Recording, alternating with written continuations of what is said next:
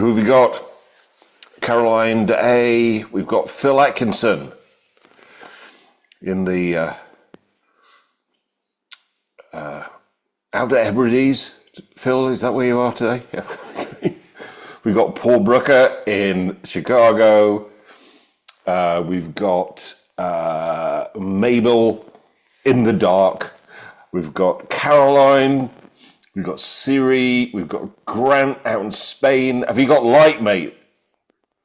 I can see you've got wine. We've got everything now. All right, okay. We've got Lior out in Canada. We've got Ginny. We've got Liz Oliver. We've got Ian Clark. We've got Alex. Hi, Alex. Linda. Still not on the sofa. David Reed. We've got Roger. And we've got Tatum. And then we've got some other people joining us as we speak. So welcome to episode 17 of the Theron Cudamont Personal Magnetism Masterclass. I was just talking to Sally about this. I mean, when we thought about doing this, it's such a small book. So we never imagined it would go for 17 weeks. And it has. But there we go. Such a small book. So I'm going to change things around a little bit from advertised in the email that we sent out. I always read the book. I mean, obviously, I read the book a long time ago. Then I read the book before I put the bullet points together. I actually questioned whether we would do a session on the last chapter, the power of controlling other people. Then I changed my mind and went like, yeah, let's do it. And then I always read it again just before we go live. So I read it again today. And what we advertised was like the 14 different personalities that you would influence and different ways of influencing them. And I read it again and I went like, no, I'm just going to chunk up on all of that. So here we go. First thing that I talked about, or first bullet point that came out there, was the difference between cheating and skill, which I think is a really important thing for us to pull out. And where I really got this was when I read a book called The Instant Millionaire by Mark Fisher. Little book and fantastic. If you can get a copy of The Instant Millionaire by Mark Fisher, then do. But to give you a synopsis of the book, Mark Fisher is a young lad and he wants to become a millionaire. So he decides to find somebody who's already a millionaire that he can learn from. And The Instant Millionaire is, each chapter is the lessons that he gets. So there's one particular chapter where he's with the instant millionaire and the millionaire says to him, okay, let's play a game. Let's do a bet. I bet you $10,000 that I can flip a coin 10 times. You call it, it's your coin, you call it, whether you want heads or tails. I will bet you I can get 10, whether it's heads or tails, in a row. And the young lad says, well, I don't have $10,000. So the millionaire says, I'll lend you $10,000 so that you can play the game. So the young lad agrees. Right, get a coin, quarter, whatever it may be. What do you want? Heads or tails? Heads. So the instant millionaire goes like, okay, flips a coin. Heads. Heads. Heads. Heads. Heads. And he does it 10 times. So the young lad has lost. And so the millionaire says, okay, now you owe me $20,000, the $10,000 I won, and the $10,000 I borrowed you, I lent you. So, you know, he's gone off to bed a little bit kind of like grumpy, whatever it may be. Next morning, he wakes up. He's going downstairs for breakfast, and he can hear the millionaire in his library going 1, 2, 3, 4, all the way up to 10, 10, 11. Damn.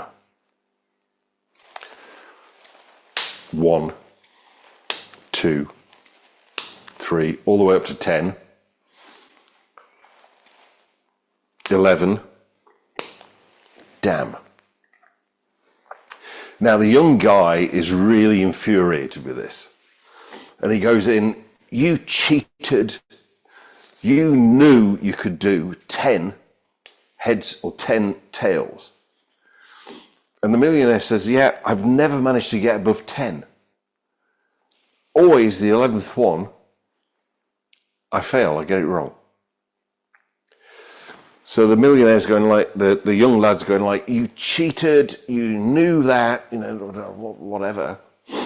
And the millionaire goes like, well, this is the big difference. I have practiced every day to be able to get 10 heads or 10 tails. I've never managed to get 11. I didn't cheat. That's a skill. I developed that skill, and it's taken me years to develop the skill of being able to toss a coin 10 times and be able to predict the outcome. And I think that's a really important thing here. And, you know, the big thing for me here is with this is that we can all learn personal magnetism. We can all read the book. Whether we practice it or not, whether we master it or not, that's another story. That's skill, not cheating, because everybody can learn this. It depends whether they're willing to put in the effort to learn it and to practice it. Now it becomes a skill. That's not cheating. The next thing that Theron Kudimont talks about in this particular chapter is about being able to focus magnetic ether through your eyes, through your voice, and through your hands. So let's talk about that. What he says is that when the person doing the personal magnetism is in state to be able to influence, to be able to magnetize, is that their pupils will dilate. This is something I've seen. I saw it with Uncle George out in Hawaii when somebody had pissed him off. And you know, people have said the same thing about me when I'm doing a board break or whatever. My pupils suddenly go like, which means that you can see less color of the eye and more black hole in the middle. That's how you know somebody's in state. So this is an interesting thing to watch for from a sensory acuity point of view. If the pupil is small, the person is in sympathetic nervous arousal. They're in the stress response.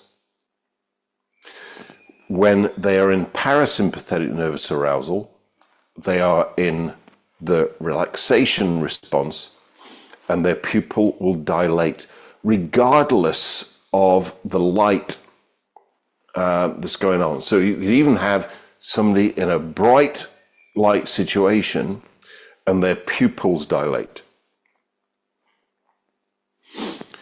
Then we've got the voice. The voice particularly is around, I would say, reading between the lines on Theron-Cudemont, the command tonality. So let's just explain that for people who might not be aware of it. And this is the way that somebody's unconscious mind responds to these things. If we've got word, word, word, a person's unconscious mind responds to that as being a question.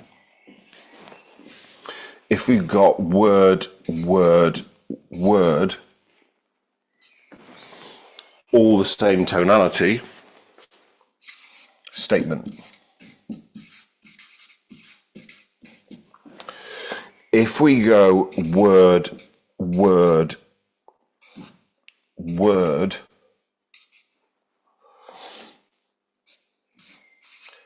the unconscious mind takes that as being a command.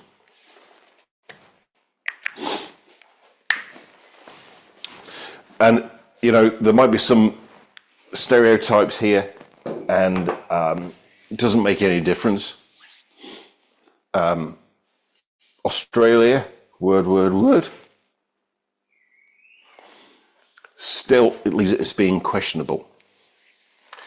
So if I were to say to you, do you think this makes sense? And at the same time raise my eyebrows, you'll take that as a question. But if I ask you a question and I go, do you think this makes sense? Use the command tonality, lower my eyebrows, and nod yes. Then even though semantically or grammatically it's structured as a question, the unconscious mind takes it as a question. I think as a command. I think that's what Theron-Cudemont is talking about there, as far as using your voice. Then we have the hands.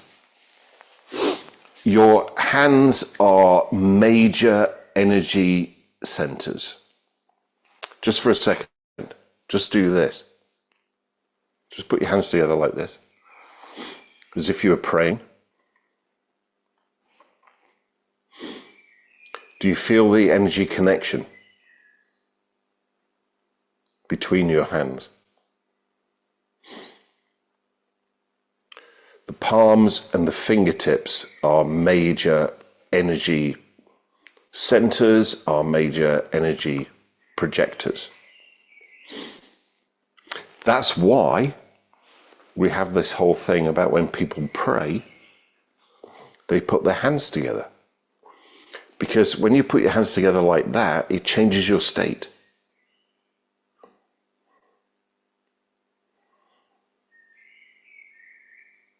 How many people notice that when you put your hands together like that, it changes your state? Just put your hand up for a second. Yeah. So our hands are major energy projectors. This is something we talk about a lot in presenting magically. And we talk about a number of different categories, the Satir categories, as far as the way we can use our hands. And I think the one that Theron-Cudemont's talking about in personal magnetism is leveler. So, if I make eye contact with you through the camera right now, and I speak to you in the command tonality, I push out my magnetism and I use leveler with my hand gestures. Does that create a different state compared to this?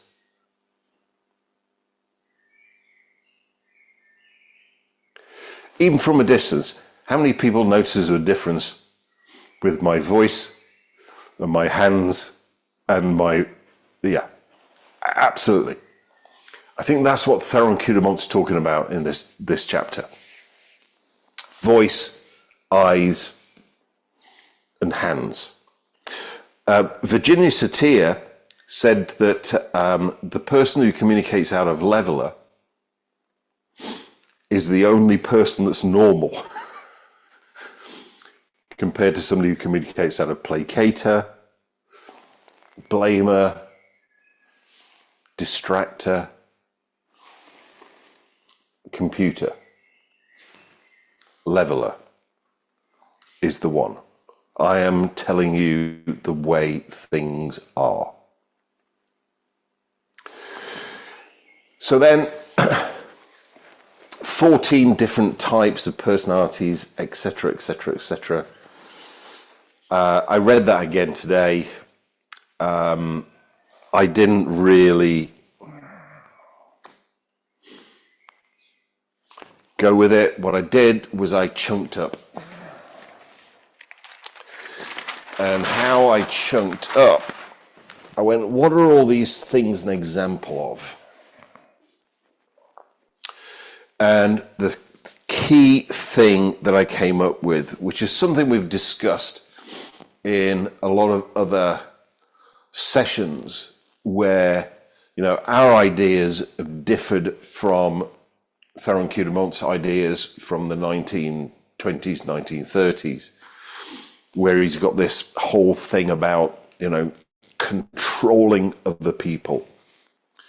And I chunked up on the whole thing because I love chunking up on things because it makes it simple. And I got one thing.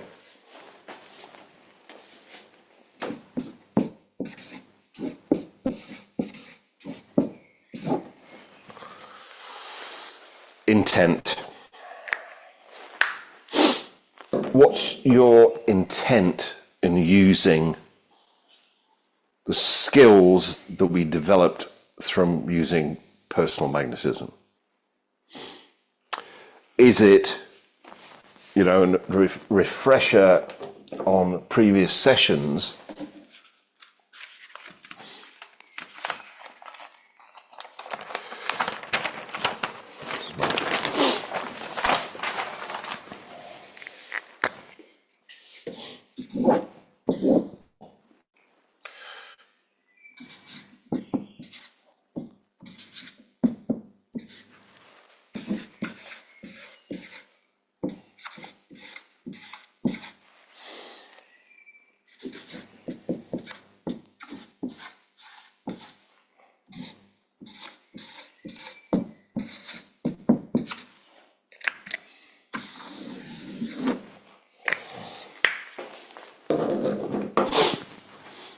Is your intent win-win?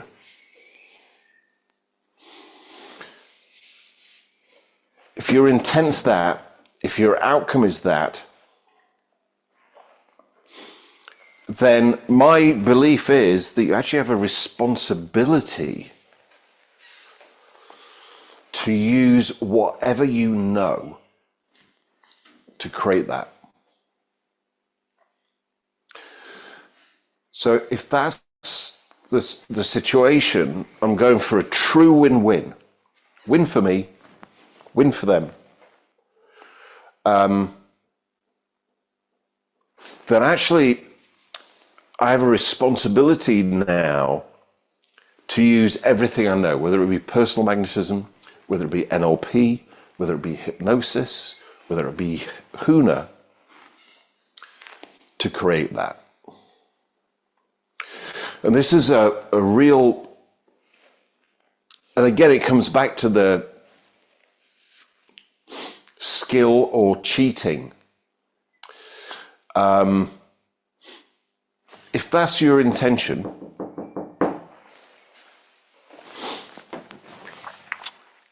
then, if we looked at the word sales, flip chart's sticking together today.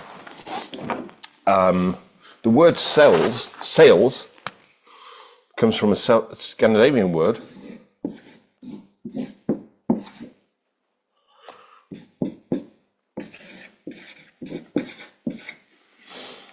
Selje. Now, what selje actually means is to serve.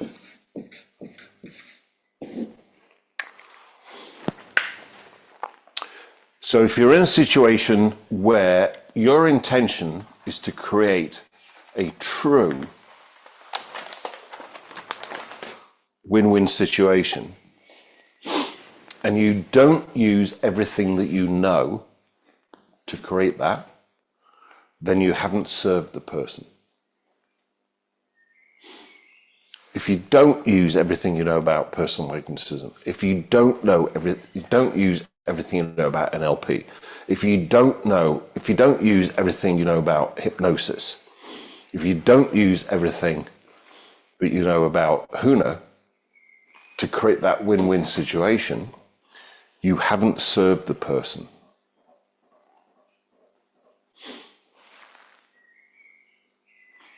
That's quite a different spin on sales, negotiation, relationships, whatever it may be.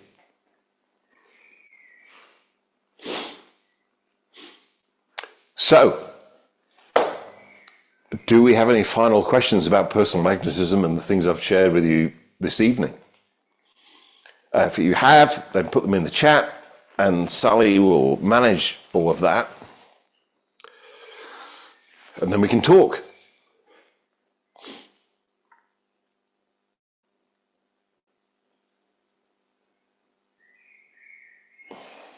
Alex, you're up. Who's that? Sorry. Who is that? Sorry, Sally? Alex. Alex.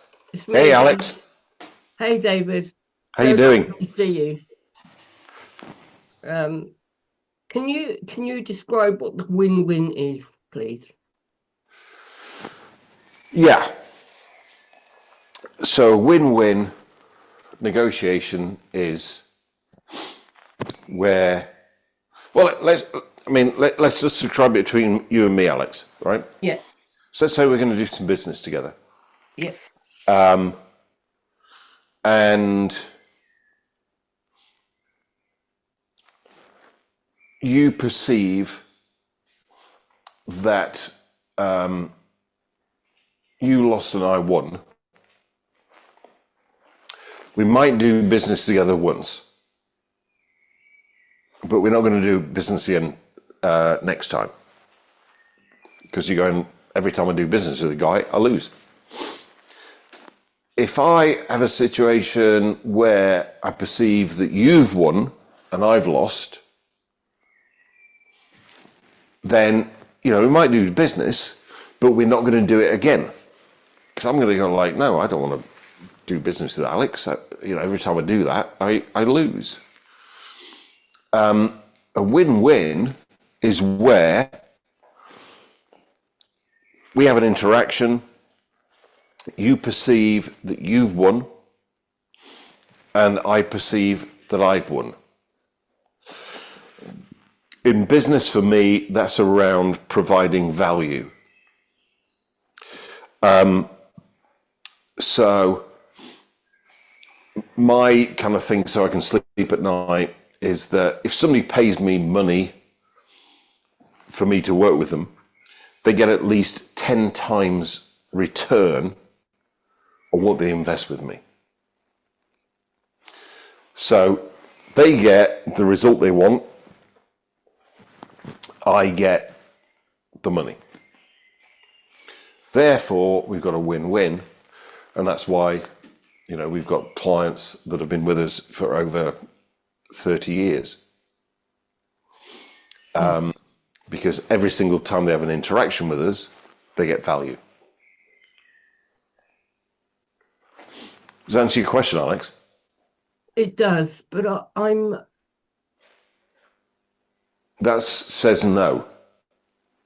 in a lose-win situation, Okay. and I can't get out of it. And I don't know how to get out of it. I'm stuck, and because I don't understand money, I don't have a clue about money. I have a big blank hole that prevents me from having money, and so I can't ask for money, and it's preventing me from moving forward. Right. So, Alex, I can tell from your voice tonality there's some emotion there. It sounds to me like you have a limiting belief or a limiting decision about you and money. Huge. I have no reference point to start to deal with it. There's no, I don't have it. I don't. There has to be a reference point to start, I think, and I don't have one. I just don't have one. I don't understand why, and it's a huge issue for me because I can't move forward. Right. No, I understand that, Alex. Yeah.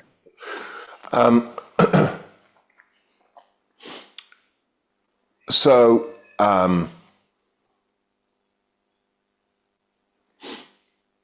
money has no inbuilt intelligence.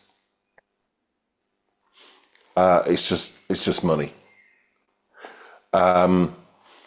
And then it's a person's beliefs about that. You can change your belief about that, about money, and change it really, and your experience of it will change instantaneously.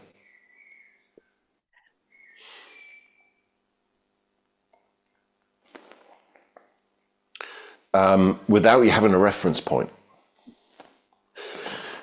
Because anything less than totally having money isn't about having a reference point, Alex, isn't it? I don't. Um,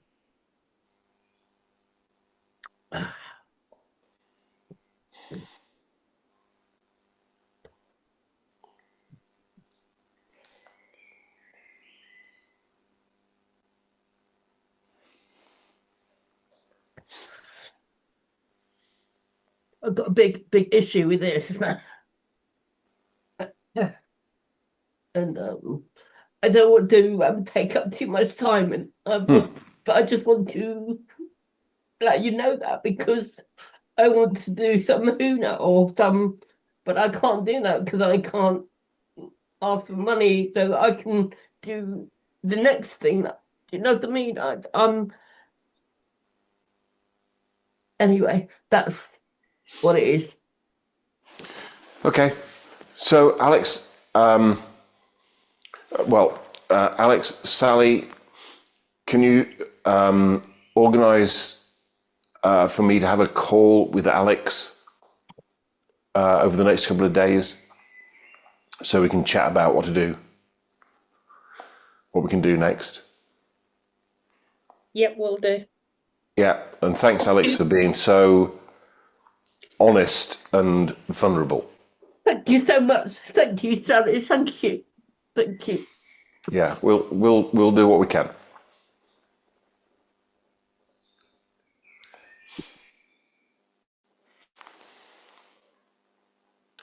Next case. Sorry? I just said next case. Sorry. No, that's okay. Sally on will this. organise it, Alex. Yeah. So Yeah. While we're on this frame of win-win, Roger, you're up. Roger.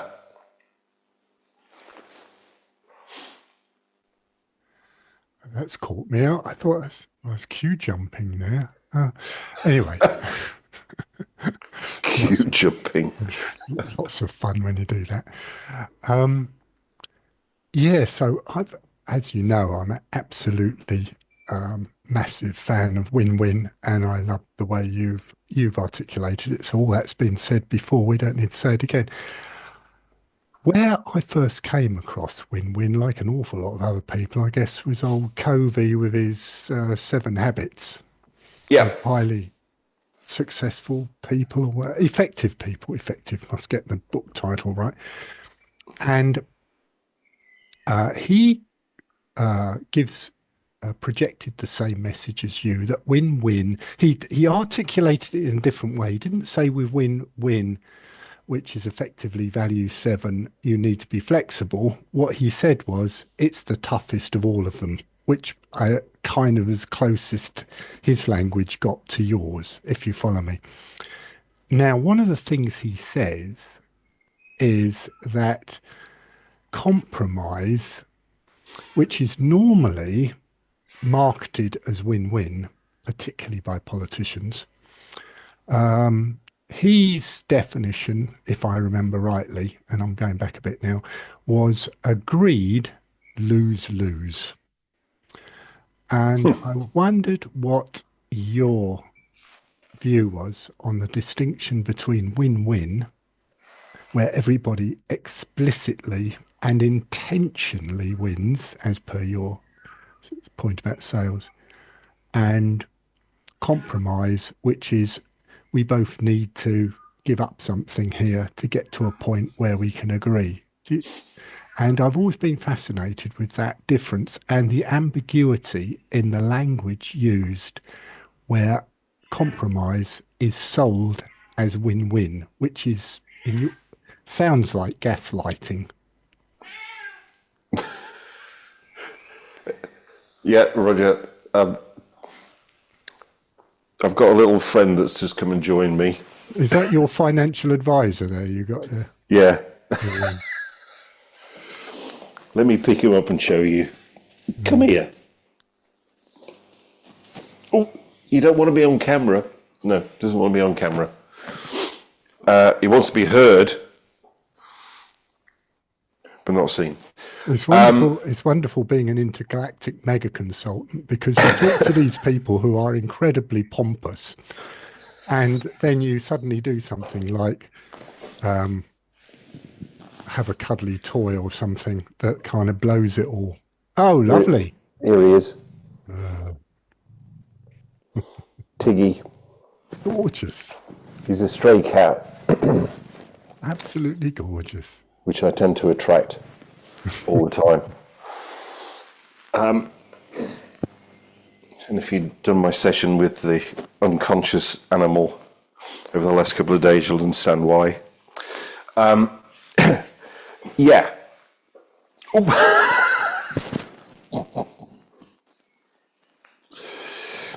All right, big boy. Just stay.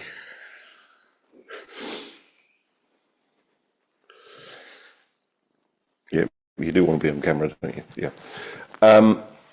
So I think it's a really interesting mindset, and it's a belief system of the, to get.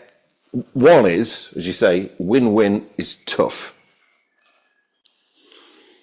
No, my belief is the opposite. Win-win, when you get a true win-win, it's easy. And the idea that the only way of getting a win-win is to compromise where both people lose is also a very interesting belief system, different from mine. Excuse me. I thought I was going to sneeze then. So true win-win there's I know it's a bit away from, but there's no compromise. The other person gets what they want. You get what you want, and you're both happy with that, with the value exchange. That's my take on that. So I would I would disagree with that perspective. So you mentioned values levels there, Roger. I would say that true win-win only appears when you're in values level 7. So the idea of getting a win-win is through compromise, and we both lose, is actually would be values level 5 thinking.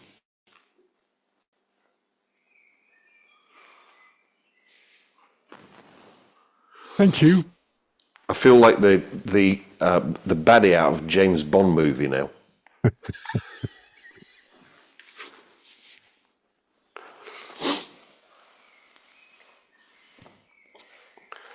Does that answer your question, Roger? Oh, yes, it does. Thank you. Yes, it's great to have your take. Appreciate it. Okay, Leo, you're up. Leo. I could just watch hours of the cat. Forget about the win-win. Yeah, It's a win-win-win. I've been upstaged. The cat's definitely got magnetism, eh? Yes, great magnetism. I've been upstaged. And There we it's go. cat, right? Sorry about the background noise. We started the whole series with the U.S. election and presidential, the president and the. Yep, we did. So I wondered, what is your take about the Canadian election and the magnetism of the newly elected prime minister and his the people that the other leaders. To be honest with you, Leo, I haven't really watched that much of it. Mm-hmm.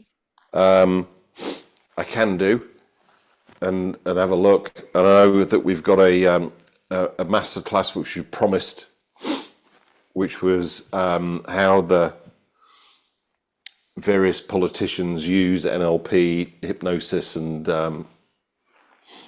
things like that. Which I haven't really looked at the Canadian election, so I don't really have a huge take on that at this point in time. I can look at it and let you know. Wasn't Kanye also head of the Bank of England? Wasn't he doing things in the UK in the past? But I guess he was in a different capacity, and so he projected different. Well, I think he had to put himself out there, like Kamala had to put herself out there in a position they went before. Yeah. As I say, I would need to have a look at it, Leo. Okay. Thanks. I don't have an instant answer for you on that one. Okay.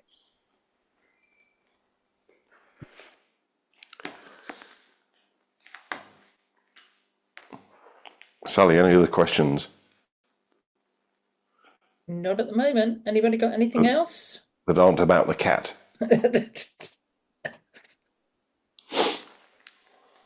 He's settled down now, so.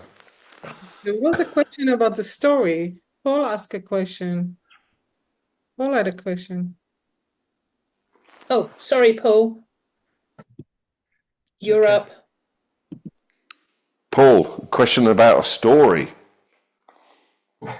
Yeah, what's your story? No, going back to you were talking about the instant millionaire. Yeah, And Mark how Fisher, yeah. Yeah, how he got fleeced for 20 grand, and I guess that's when you look at it on the surface, that's a pretty win-lose, unless the guy taught him the skill so he could do it himself, later on. But anyway, is there any and whatever happened to this the what you said, Mark Fisher was the guy's name? Did he ever Mark use Fisher. personal magnetism Actually, I think along the way? and I think Mark Fisher actually is Canadian, if I remember rightly, with his book The Instant Millionaire, and fantastic book. If you can get a copy of it, buy a copy of it. It's really, really, really good. It's only small. It's about like 90 pages.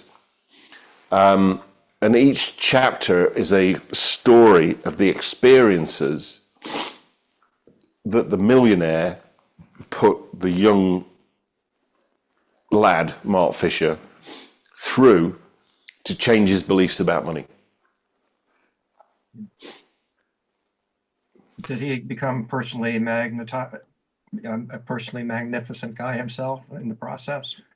Yep. Excuse me. I wake up sneezing every morning. And I know why too, because our cats keep us. Yeah, that may be it. But Yeah. there we go. That's a nice I one. don't normally wake up sneezing, but he's a wild stray cat. So, I just decided the weather was so nice that I wanted all my windows open, which meant that he could come in, and obviously he has done. Oh, so good luck to Kelly, who's out Found there. a new home. Yeah. Does that answer your question, Paul? Yeah, I guess so. So if that Mark Fisher guy, you would say, well, he developed personal magnetism a lot. No, he made $1 million, but he still doesn't have that personal magnetism touch. I don't. So I'm just wondering if he dipped into that at all. In the book. That was one of the lessons in the book, which was from a personal magnetism point of view. If you don't believe that you're worth $1 million, nobody will pay you $1 million, which is very much about the personal magnetism that you put out.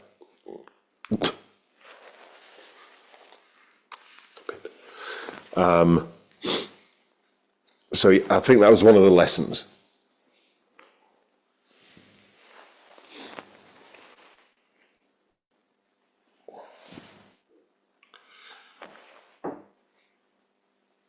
And it's only a little book, so I definitely recommend getting it if you can find it.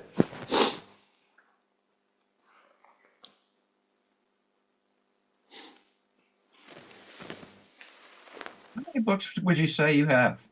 Sorry? How many books do you figure that you have in your collection of your own out there? About 3,000. You got way more than that. It was 3,000 when you moved about 12 years ago, mate. Yeah, because Sally helped pack them all up and move them. And I catalogued them at the time. Yeah. They need recataloguing and reorganizing. Most definitely. Good luck. Yeah.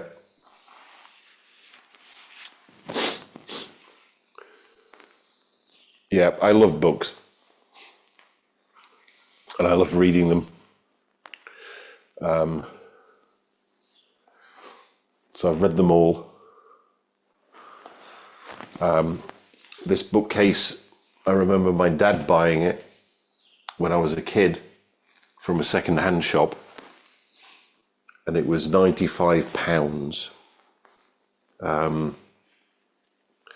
And it was actually from the library in Mansfield, which is close to where I live now. And my dad spent the entire summer renovating the bookcase. When he passed away, when he was about 52, when I was 26, I inherited the bookcase, and it's travelled with me everywhere since. And it's a heavy, heavy bookcase. Yeah.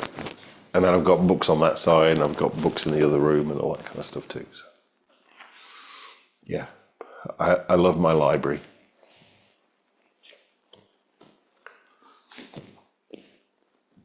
So you have another question from Oh. David Reed. David.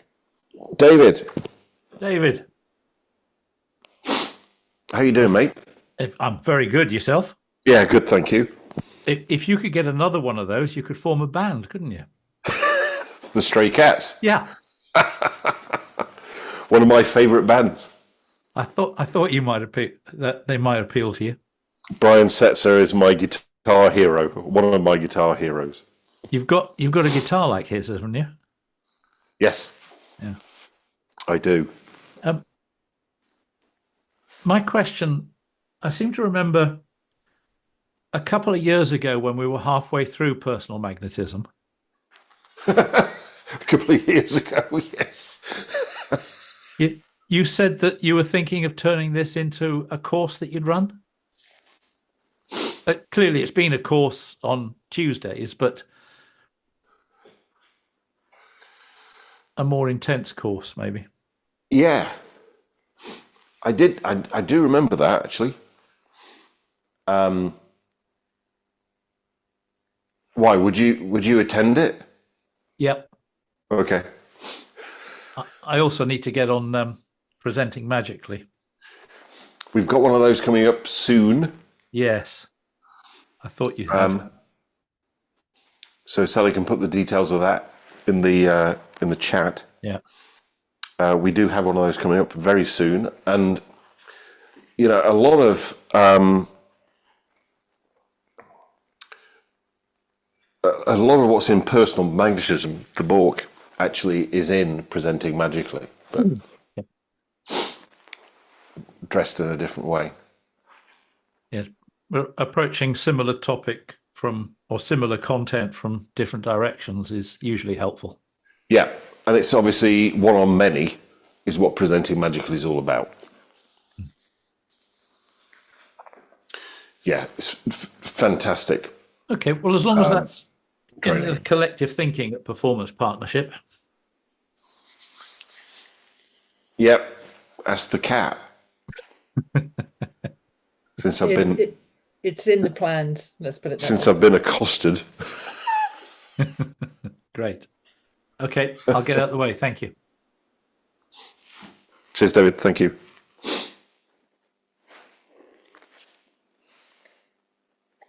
So Liz Oliver has said, so we have 3,000 more masterclasses waiting to unfold. Yeah, probably. Yeah, so Roger has another question. Okay. And I'll drop back to... Sorry, I am genuinely queue jumping now because Linda has asked a question about the difference between compromise and win-win. Yeah. Am I right, Linda? Yeah, you're all right though, Roger. Ask your question, then I'm going to jump All right. back to Okay. Linda. Right, sorry, breaking all the rules here. Right. Yeah. So, if I'm fascinated whether you think using AI is cheating or skill. So, for example, just as an example here, I've put in the chat bot in ChatGPT. What are the key messages from the book Millionaire, Instant Millionaire by Mark Fisher? Yeah. And I won't go through them, obviously. I'll put you all to sleep. But there's 8. Belief is the foundation of wealth. Ask and you shall receive. Clarity of purpose, etc., etc. All stuff. And it's pretty good, you know. And I could do a triangulation, try some of the others, and pull it together. Now, is that exercise cheating or skill? I think AI is an interesting one. And it really depends on how you use it and what you use it for. And I think, is it a useful tool? Yes, it is a useful tool. And realizing that it's just a tool to save you time, become more efficient. So you can do the thing like you've just done, ChatGPT, major learnings out of Mark Fisher's Instant Millionaire. It comes out with these are the main things. Is that the same as the experience of reading the book? No. So I think that's the thing between the information and the experience. Now, you can go ChatGPT, well-made learnings out of Mark Fisher's Instant Millionaire, bam, still there. Then there's the experience of reading the book. It's 90 pages. So, you can read it in an hour. Excuse me.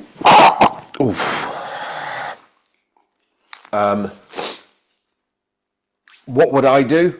I'd read the book. But that might be an indication of my age. So I think the big challenge with AI is your intention in using it. And there's a danger with AI, and I see this a lot, of people becoming lazy. I won't read the book. I'll just tap it into ChatGPT. Okay, that's all there is to get out of it.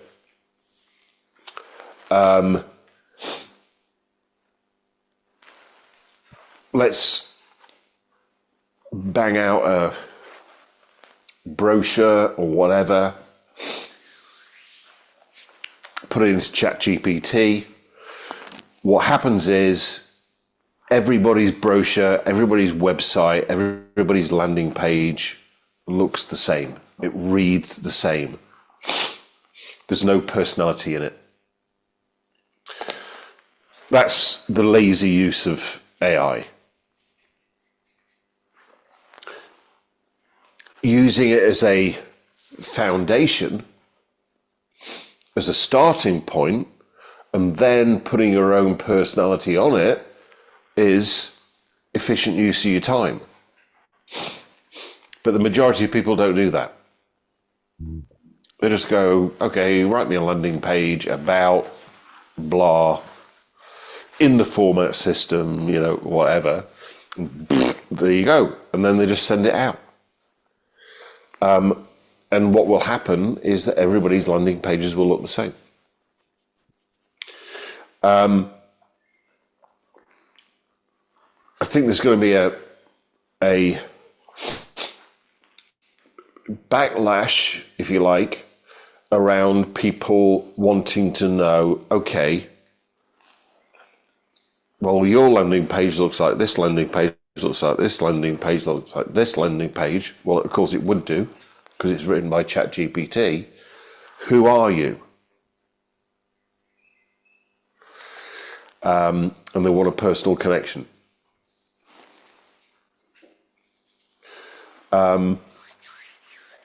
So I think there's, AI, and I've been involved in AI since 1984. When I did my electronics degree, and I did my final year project in artificial intelligence in 1984. It hasn't actually come along a long way from an AI point of view. I don't actually think it is AI. I was chatting to a friend of mine who's very, very, very knowledgeable about computers, IT, etc. And I wanted to check in with him, and he said, artificial intelligence doesn't exist. What we've got is simulated intelligence. Not truly artificial intelligence.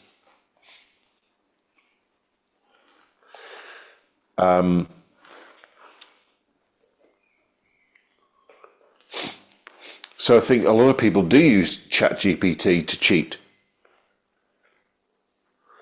And they just go like, okay, I'll just type it into ChatGPT, whatever. Like the example with the book, or sit down and read the book. And then what you get is what you get out of it, not what ChatGPT got out of it.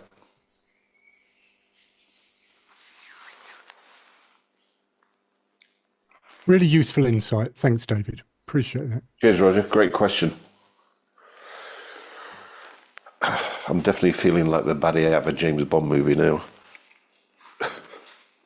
Okay, Linda, you're up. Thanks, Sally. You need some antihistamines, David. Yeah, I've got some upstairs. I'll take them when I get There them. you go. Yes, I was realising whilst we're going through all this, and it's fabulous.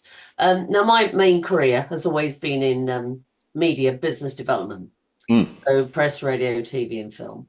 Yeah. And we work to quite a high level of, and that's what I'm realising, business development execs kind of takes it up a level. So what I discovered through all my career and what gave me success, and that's the bit about the no compromise but win-win, was when I would challenge both sides, my management and the client, especially when there's a real problem, and keep at it until I could find that win-win. It never felt like a compromise. Right. I mean, I'm lucky and I did well at what I did. So maybe that's the challenging bit, that's the important bit, because there's always a third way. It's like there's, three sides to an argument, it seemed to me. But that just made me realise I can't see compromise ever being a win-win. No. But there is another element that probably hasn't yet been unfolded unless you really do some digging.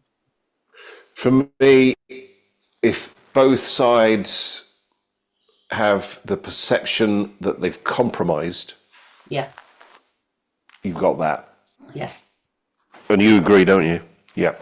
Lose-lose. Yeah. And they're not going to do it again. No. That's why I got to the win-wins by keeping going until I found the win-win. Yeah. And then people will come back. Yeah. But if both parties, one or both parties, feel compromised, it's a one-off deal. Yeah. That's exactly what I've experienced all my career, and I'm known for being quite tough with both sides. So almost as a consultant in the middle. And that gave me the win-wins. Yeah. And from an NLP point of view, yeah, what the tool from an NLP point of view is chunking up. Yes. Yes. Great. That was exactly what I wanted to just have a, reframe on. Rapport. So you become the rapport manager between the two people, two parties. You chunk up to get joint agreement, which, this is a belief, if you chunk up high enough, you'll always get agreement. Yep. Then you anchor it. Then you start chunking down only as quickly as you can maintain the agreement. Yeah. Yeah. Thank you. That's explained a lot. Cool. Thanks, Linda. Nice pussycat. So Tatum has a question for you, Dave. Tatum. I don't have anything profound to ask, but I was just wondering if you're going to cover any more of Theron Q. Dumont's books that they're in the compilation book. Yeah, well, what we got?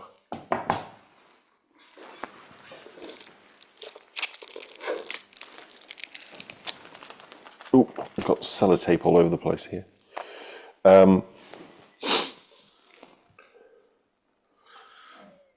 Mental therapeutics.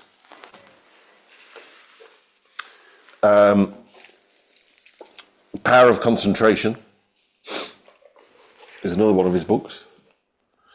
And then there was the advanced course in personal magnetism. So, you know, if you're interested in those, then put a thumbs up in the chat, and we'll look at, you know, what we cover next. Thank you.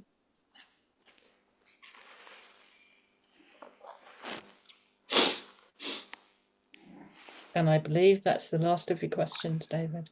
Okay. Great stuff. I am now covered in cat hair. It's a problem of wearing a black shirt.